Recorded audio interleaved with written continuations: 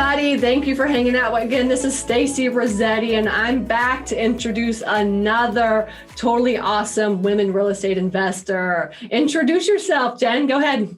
Hi, everyone. My name is Jen Josey, and I am the owner of Jolific Homes, which is my last name plus the word prolific. So Jolific, we put that together. Okay, and where are you at? We are in Raleigh, North Carolina. I run the business with my husband. Okay, awesome. Cool. I love that. Tell me about that. How's it working with your husband in this field? We balance each other so well because clearly I'm the looks of the business and he's the brains behind it. He's the money guy. He's an accountant by birth. That's his day job. And he does all the stuff that I hate doing. I had him get his real estate license because I hate taking tests. And but we work very, very well together. We balance each other quite well. So what do you do and what does he do in the business? I do all the lead generation. I talk to all the clients. I do all the visual stuff online, our web pages, all the graphics, anything like that. He does anything having to do with money or contracts, paperwork. He loves it. I hate it. So okay, it's perfect. Good. Okay, good. So now, so what do you do? All right, so we all know. What do you invest in? So we do fix and flips. We have a couple long-term rentals. We have one short-term rental. I'd love to get 10 more of those. It's a little cash cow. We have a tiny home up in Boone that it just makes tons of money per month. So we'd like to do a couple more of that. We've done some wholesaling. We're private money lenders. My husband owns an agency. We have a very investor-friendly agency called the Acorn Agency. Yes. I love that. It's just for investors to hang their license so they get access to the MLS. And it's not for people to say, hey, I want to buy a house. And we go show you houses on a Saturday. It's nothing like that. So it's very investor friendly and affordable for the investor. Did you guys start that just because y'all needed that? Or what was the purpose of starting that? One of our coaches was my husband's broker in charge, and he kind of just was getting out of it a little bit. So then Vance took over and there was a need for it. Yes, absolutely. Cool. Awesome. All right. Yeah. So tell me, okay, so what, and then of all of the different things that you do, because you guys obviously do a lot, what's the one thing that you like to do the most? I really like the Airbnbs, the short-term rentals. And again, we'd love to get 10 more of those. It's just a seller's market right now. So we're gonna have to kind of put that on hold.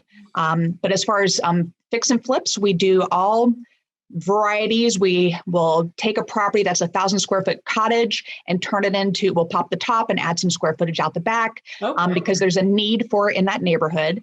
But then I'm a former middle school teacher of 16 years, and I think it's important to have affordable housing for folks. Those are my people, that little pay grade right there.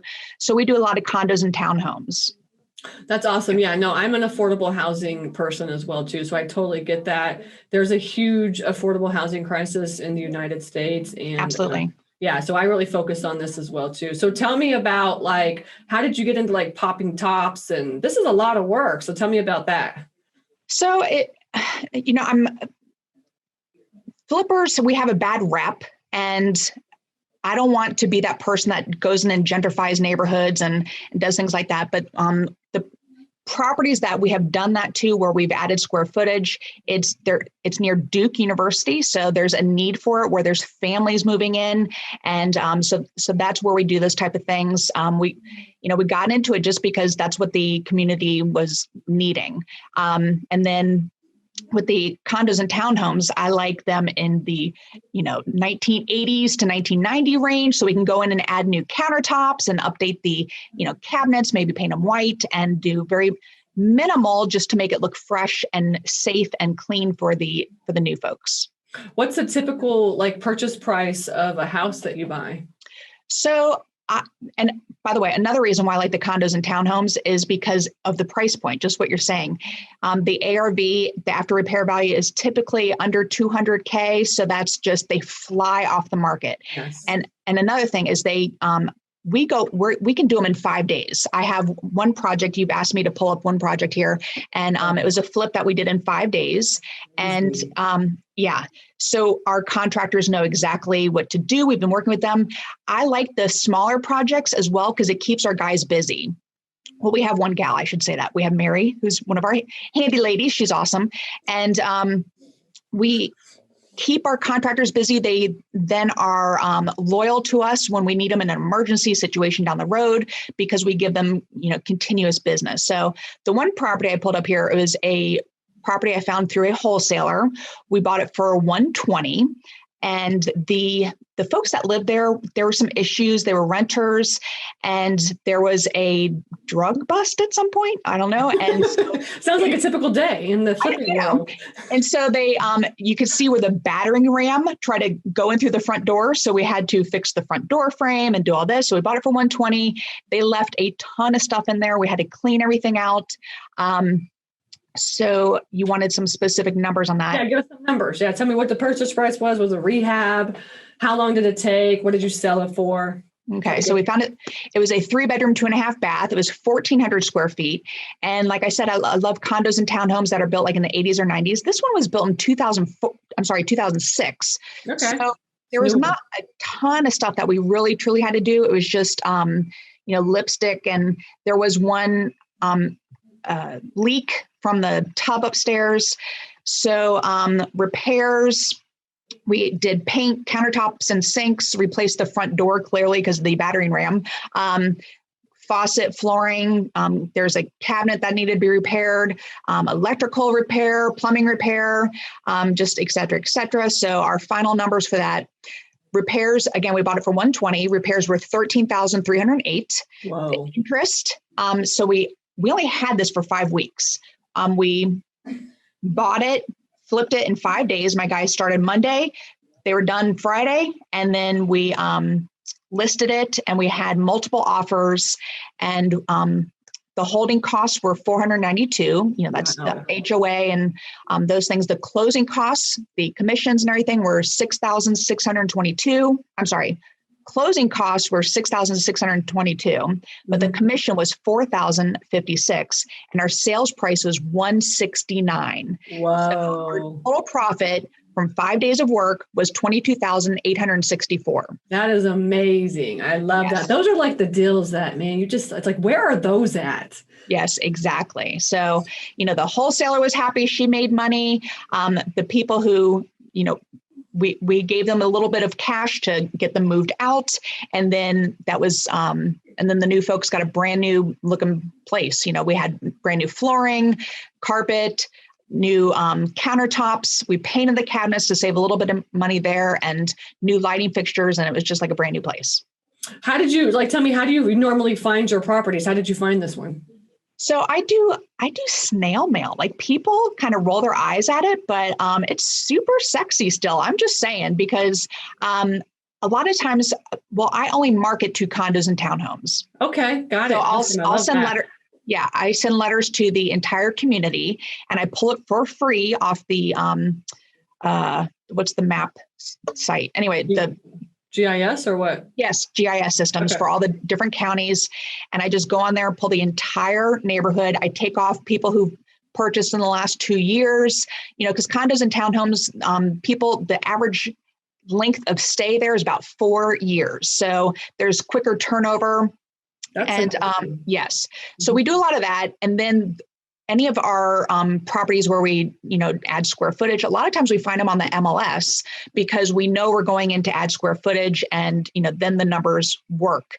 I probably wouldn't buy a condo or a townhome from the MLS simply because the numbers won't work because we're not. You have to talk directly to the sellers, what you're saying. Right. Get the best deal. Yeah. Yeah. And then honestly, a lot of times we just get referrals because we've been around long enough, and I post everything on social media. And so people know if they come across a property that is, distressed, they say, oh, my friend Jen flips houses. So half of our properties we did last year were through referrals, which was great.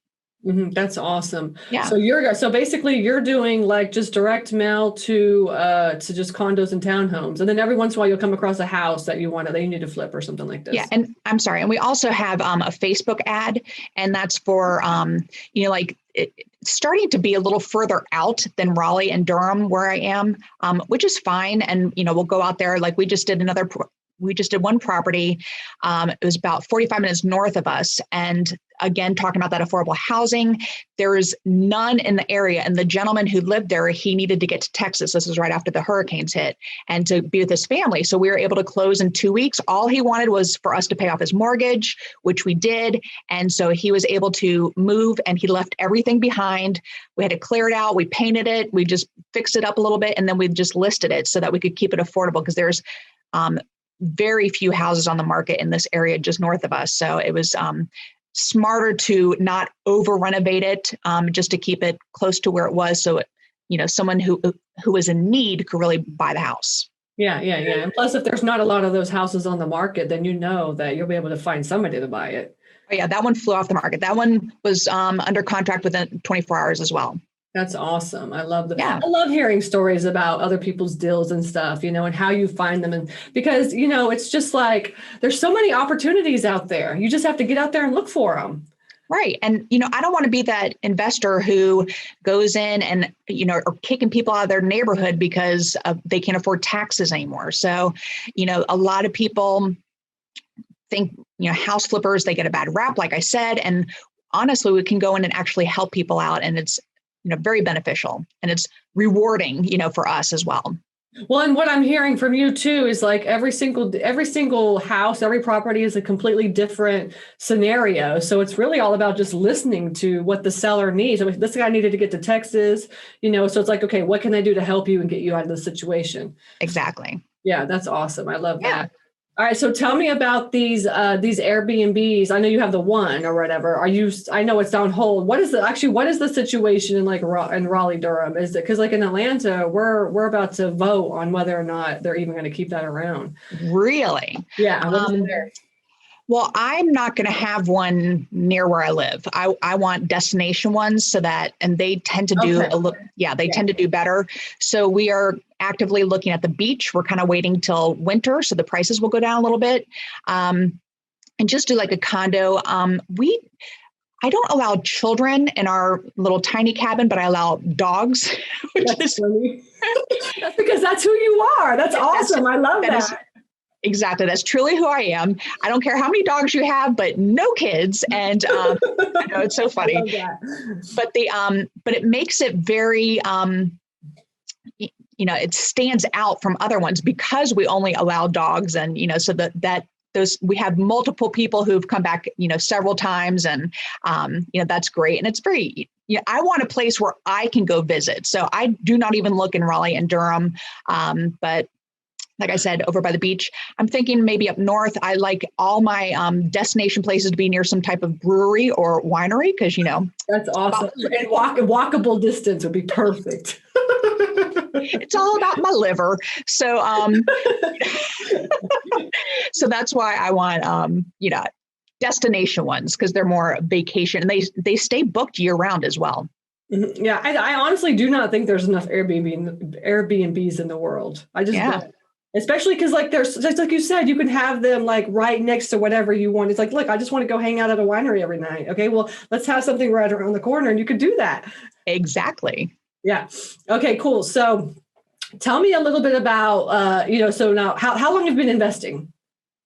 We've been doing it for about 4 years now. Okay, awesome. Yeah, I started, I'm a big believer in investing in yourself. So it was one of those late night gurus on TV. And I was like, my husband and I, we were, you have armchair quarterbacks. We were armchair flippers, and we watched all the HGTV shows, and we're like, oh, we could do that. We would do this. And so I got to a point where I said, let's go check this out. It was, then you had the upsell to the 3-day event, which we did. And I loved their systems and the whole mastery program. So, we paid buckets of money for it, but for us, it was the best thing because we didn't have any background in real estate at all. So we did that. And then about 7 months later, I was able to quit my corporate America job. Money was super tight for the first probably two years. Yeah. And now we're starting to get in the green, and, we just sold a very large renovation. And so now we're feeling very, very comfortable. But like I said, big believer in investing in yourself. I wouldn't have done it any other way. It's not for everyone, but, I think it's super, super important to at least have some type of education and not just jump into things. And so you can learn from people's mistakes. I love that. So tell me, Yes. do you manage the rehabs, or does your husband manage those? So he's still working a full-time job. Okay. But so I'm at the properties a lot. I'm the one who's, working with the contractors and things like that. I do a lot of the booking again, going to prospective listing or properties that we're going to buy and renovate. So I do most of that. And then he's working still full-time. And hopefully he can quit probably June, we're hoping. Oh, so he wants to get out too. He's like, yeah, I want to get out and do this too. Yeah. He's currently working on getting his general contractor license. That's what I was going to ask too. Is like, where is that kind of going? So right now you're handling all the contractors. Yeah. But how's that going to work out? And then also, how do you find their contractors? Seems like you have like a great team. How did you find all them? So we have a GC right now who's fabulous, but he is actually leaving the general contracting world, and he created an app, which is so cool. You'd love to meet him.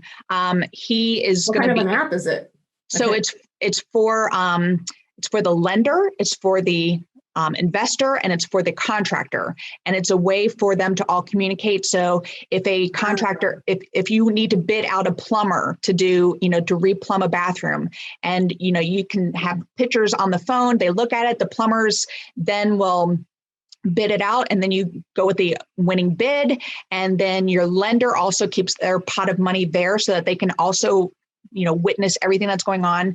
Then your GC or whoever can approve it. And then the plumber has to take pictures, and it's geocoded. So they can't take a picture of one that they did at a different house, which is great.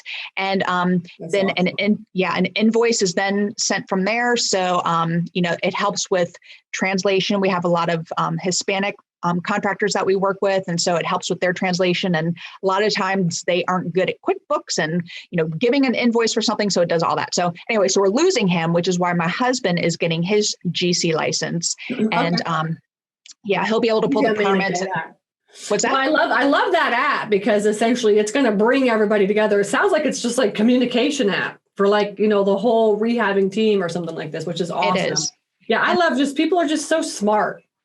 Totally. Yeah. And then through the app, we'll have, you asked about my contractors, a lot of vetted contractors will be on there. But that's what I want to know. Right. So prior to that, my education group that I'm a part of, we have a local kind of meetup group, and there's about 100 of us that are pretty active, and we all vet contractors and share them with each other. And it's great. And to know that these are already vetted, it seems like whenever we branch out and bring in someone new, it's, so there's always issues with it. So how do you vet them? Like, what do you mean by vet? So, cause like a lot of people I'm telling you do not understand even the word vet. So how do you vet your contractors? So my painter is sick. I need a new painter. I'm going to go to my little group of other real estate investors in the area in our meetup and say, I need a painter.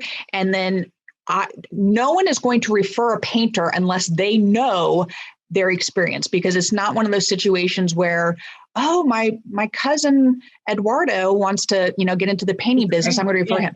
No, like, you will get in big trouble if you put somebody's name out there who you don't know anything about. So you trust your network of investors to give you contractors that they have worked with and have the experience with. And so that's huge. And I love that. That definitely saves a lot of money. A good safe place for you guys to share your contractors at. Yes. So that's good. I'm glad that y'all have that, and that's actually through and that's like a meetup, or what is that? So like people kind of know, like, where should I go to get something like that? So there's a meetup for that. And again, these are all people who had the same educational background that we did. So there's a little bit level of, security and comfort with that. But then there's also RIA groups, real estate investor associations, and they're all over the country. We have a pretty good one. And so you can go in there and ask people to share contractors and, things like that, but still you got to kind of vet and, go through it that way. But you definitely got to vet. That's for sure. A lot of vetting going on. And I'll tell you, when someone screws up a deal or does something wrong, everybody hears about it. Do not go with this flooring company again, because they did these, stair treads. Look at how they don't even match it, so that it's that's all awesome. shared. That's good. Yeah. We definitely need more of that in the world. Somebody needs to create an app for that. Yes, they do. Coming soon. You're like, oh, cha-ching. I think it's called Flip Factory is what he's doing. I think it's Flip Factory. That's cool. Good. Awesome. I love that. Yeah. So it's just real fast. Do you have you seen a lot of changes especially being a woman over the past 4 years in the real estate investing world, or what are your goals also for 2021 and, as you grow? So what do you mean as far as being a woman? Just you're working with all these contractors and what kind of challenges do you have as a woman in the real estate investing world? That'd be the first question. So, and I was just asked, are there any? I was just asked this the other day, and really there's only 2 times since I've been doing this that I had, one contractor say, so when is your husband going to show up so that we can start going over the project? I'm like, goodbye. Don't let the door hit you in the arse on the way out, and then the other one just, wouldn't communicate with me, kept going to my husband. And my husband was like, she's the boss. And so we don't work with him either. But it was really only 2 times. I'm on site. I'm, with the guys and my one gal. And, so they know, we've built this relationship and, my reputation has preceded me on some of these situations. So, and I can crack a whip. I mean, I taught middle school for 16 years. So I'm like, I can crack a whip. Exactly. So that's not an issue. So, but as far as goals for the future, we would like to eventually in the next 4 or 5 years, start putting more money into the passive side. And then we want to build, how I said, investing myself is so important. We want to provide that for others who maybe can't afford doing the Tony Robbins and the, Jack Canfield programs or, anything of that sort. And so we can, pull them along. That way, if it's local people that we're working with, they can still use our contractors. We can still continue using them just through other people, and they're vetted. So that's eventually where we want to go, is to, help other people along who maybe can't afford the, high end, price points for education stuff. Awesome. That's how I am too. My mission is affordable financial literacy. So I'm a giver. So it sounds like you're a giver as well too, right? I am. When Love you found it. Yes. something that works, there's no reason for you to keep it. You should share it with the world. Absolutely. Definitely. It makes everybody happy. Good. Awesome. Well, I love talking with you. Thank you so much for coming. Yes, Stacy. Yes. Thank you. We'll definitely have to meet and go to one of those breweries or wine bars together. Yes. Okay, cool. Awesome. Well, thank you so much for your time. And everybody else, stay tuned. I will see you at the next podcast.